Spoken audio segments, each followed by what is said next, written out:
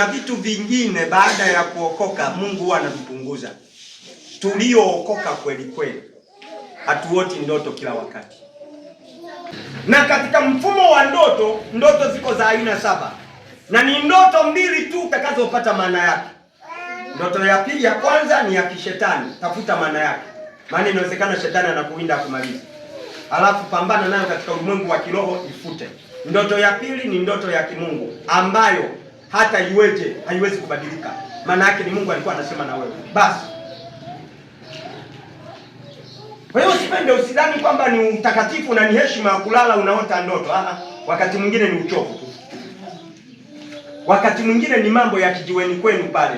Mnayajadili mambo yale, unayajadili, halafu unakuja unaota ndoto. Unaota ndoto una msichana mrembo, halafu unapiga simu kwa nabii. Nabii, niambie niliota ndoto. Nilikuwa na msichana mrembo kweli kweli. Ina maana gani? Ni mazungumzo mabaya uliokuwa nayo kwa mchana. Ndoto nyingine ni kile unachokipenda. Wewe toka uanze kuota unaendesha gari, ulishaendesha gari wewe. Ni kwamba unapenda tu mimi niwe na nini? Na nyumba nzuri. Napenda, ulishaendesha hata gari. Sio Mungu anasema na wewe kwamba utamiliki gari. Wewe na akili. Yesu asifiwe sana. Wakati mwingine ni mambo usiyoyapenda. Waulizeni sana ambao leo wamejengewa imani ya kuogopa kila kitu. Na kila kitu wanapoona wanaanza kuota kwa jina la Yesu. Waulize ndoto zao. Kila siku wanakimbizwa.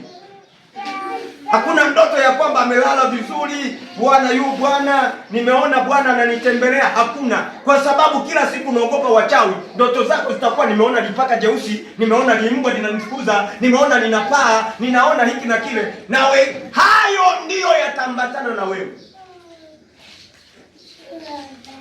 Mchungaji, sasa mimi mbona naota hayo? Hujakaa vizuri na Jehova. Sisi wengine tukiota ndoto mpaka najiuliza, hivi nimeota ndoto leo ina maana gani? Na haiondoki. Unajiuliza, kuna vitu vingine huwa vinaondoka. Ndoto sio utakatifu. Haleluya. Utakatifu ni kusikia Mungu anasema nini. Sio kulala halafu unaota ndoto unasema ni utakatifu. Utakatifu ni kusikia Mungu anasema nini na wewe. Yes, niko hapa nimekaa halafu Roho Mtakatifu anasema na mimi. Sio nilale ndio Roho aseme na mimi, utakufa mapema. Uwe na Roho anayeweza kukunyanyua kwamba hapo ulipokaa sio mahali salama.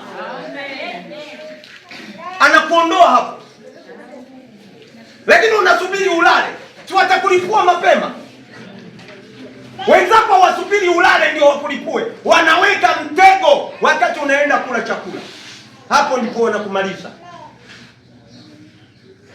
Imani ya kweli. Imani ya kweli ni lazima ijengwe kwenye ukweli wa neno la Mungu. Na ndiposa katika Kumbukumbu 13 inakataa akizuka kwenu muonaji. Muonaji ni wale wanaoitwa manabii. Kwenye uganga wa kienyeji ndio tunawaita waonaji, wakigaramu. Siku moja rafiki yangu mchungaji akaja ofisini akaniambia, mtoto wangu wa ndani ya nyumba yangu alikuwa naenda Kabwalo, amekutana na watu, tena wanga wajanja, akakutana na watu. Alipokutana nao, wakamwambia, habari yako nzuri, unaendeleaje? Naendelea vizuri. Hebu tuelekeze njia ya kwenda mahali fulani. Kama vile wana kitu wanataka kuoshea na yeye katika mawazo. Wakati anasema mimi sijui, mara ghafla wakamwambia, samahani dada, tunaomba. Wanashika mkono wake namna hii, wakaanza kumwambia mambo ya nyumbani kwao. Wakaanza kumwambia maisha yake yalivyo. Na wanamwambia sio kwamba wanambahatisha, wanamwambia katika ukweli. Tunaona unapitia kwenye haya, tunaona unapita kwenye shida hii, tunaona unapita kwenye shida hii. Unajua kama umevamiwa unakuwa katika hali ya kuogopa. Akashtuka. Kuna nini kimetokea? Na wakati bado anawaza namna hii, anasema tuko tayari kwa sababu mambo yaliyosemwa ni ya kweli. Wakamwambia, sijui wakampa nini, walimpa sijui ni karatasi kutafuna. Wakamwambia chukua karatasi hii tafuna. Wakati amechukua karatasi anatafuna, wakamwambia tema. Alipoanza kutema akaanza kutama nywele za rasta. Alipewa karatasi anatema nini? Nywele za rasta. Alafu akamwambia nenda usiwaambie watu nyumbani kwako. Lakini nenda umzungumze na mama yako haya ambayo yametokea. wengine usiwaambie. Nabii wa kweli atakwambia hatima ya vitu, sio kukuacha kwenye tatizo. Kuna mtu ananielewa? Nabii wa kweli anapotumwa na Mungu hatumwi akiwa amewekewa gharama ya kukusaidia. Nabii wa kweli atakuja katika kusudi la kimungu, upende usipende, atakupa alichopewa na Mungu na kikusaidie. Tuko pamoja watu wa Mungu? Kitabu cha Mathayo sura ya 24 anaeleza mambo yatakayotokea siku za mwisho. Anasema yamkini hata wateule watafanya nini? Watachukuliwa na hizo imani. Yamkini hata wateule nao watatekwa na hizo imani. Kwa hiyo imani ya kweli ni imani ambayo ikuthibitishe katika neno la Mungu. Na wakati utazubaa ukashindwa kujidhibitisha katika neno la Mungu, maana yake utaruhusu wakati huu, utaruhusu hata kile ambacho si cha kweli kianze kutawala juu ya maisha yako. Bwana asifiwe sana. Imani ni lazima uiangalie kwa neno, kwamba kila neno linalotoka kwenye kinywa cha Mungu, hilo ndilo linalokupa maisha. Si kila neno unalotabiriwa na nabii, si kila neno unalotabiriwa na muota ndoto, si kila neno unalopewa na mtume. Neno litokalo katika kinywa cha Mungu, hilo ndilo neno linalokupa uzima. Liamini hilo, liamini hilo. Neno ambalo linafundishwa, ambalo linaendana na neno la Mungu, hilo ndio neno la afya, hilo ndio neno la uponyaji, hilo ndio neno la pekee. Haishangazi sana tukaona maishara na tukaona vitu, ishara zikafanyika, lakini kama ishara zinafanyika zisizoendana na neno la Mungu, haziwezi kukusaidia kuondoa ushetani katika maisha ya mtu. Shetani haondolewi na ishara. Shetani haondolewi na mambo ya miujiza. Shetani haondolewi na mambo ya ndoto. Kwa hiyo kitu ambacho kinaweza kufanya vita na shetani ni kwa kulitumia neno. Na ndio maana shetani alikwenda kwa Yesu akamwambia, ikiwa wewe ni mwana wa Mungu, geuza mawe. Na yeye alipambana naye kwa neno. Yesu asifiwe sana. Neno likusaidie kuijua imani. Usiende kwenye ibada iliyojaa shuhuda nyingi. Usiridhike na ibada iliyojaa ishara na maajabu nyingi, lakini haina ukweli wa neno la Mungu ndani yake. Ibada ya namna hiyo itakuwa imesimama kwenye imani isiyokuwa imani ya kweli. Ina ishara nyingi sana, ina mambo mengi sana, lakini haina ukweli wa neno la Mungu. Yesu asifiwe sana. Dar es Salaam kule tulikuwa na kwaya yetu ilikuwa inaimba, na siku moja waumini mahali fulani wakaanza kunung'unika. Wakanung'unika wakasema, kwaya yako inaimba nyimbo zinazotuhukumu sana. Na wakati wote Mungu amenipa neema, na ninaomba neema hiyo isiondoke kwangu. Sitaki nihubiri maneno yanayokufurahisha tu, nihubiri neno litakalokusaidia katika roho yako.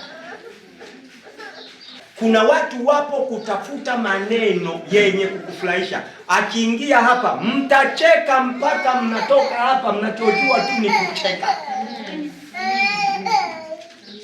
Ni kucheka tu.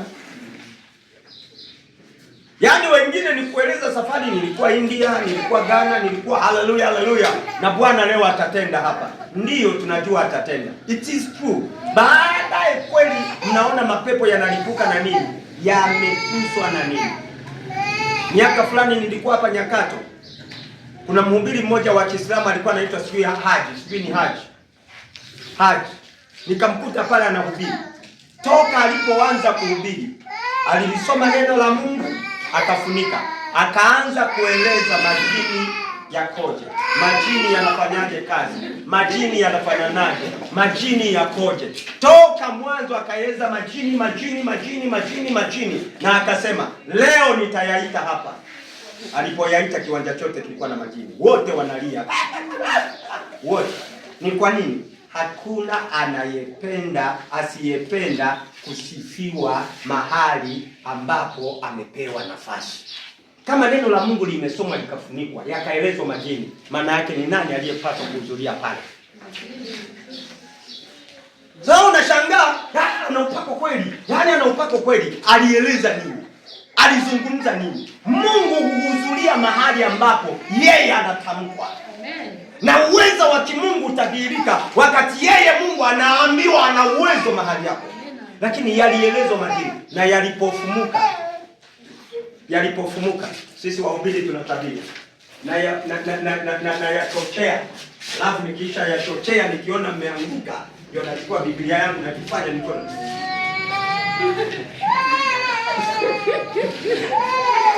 na waachia msa. Watu wanaomba maombi mpaka saa 6. Aliyeyasababisha hayupo,